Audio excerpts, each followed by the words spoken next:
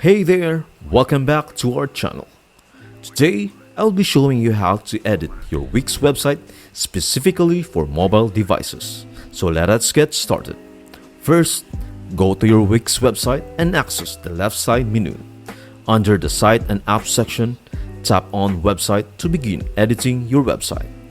Click on Edit Site to make the necessary changes.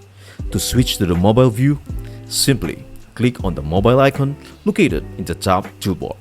This will allow you to see how your website appears on mobile devices. In the mobile view, you will find similar tools to the desktop version on the left side. Here, you can freely edit and customize your mobile website. You can add elements like text, images, and more, just like you would on the desktop version. Additionally, you can manage site pages, adjust the background, and utilize various mobile-specific tools.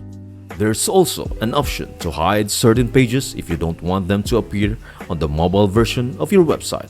By using these tools effectively, you can ensure that your website looks great and functions well on your mobile devices. That's it. I hope this video helps you out, and see you in the next video.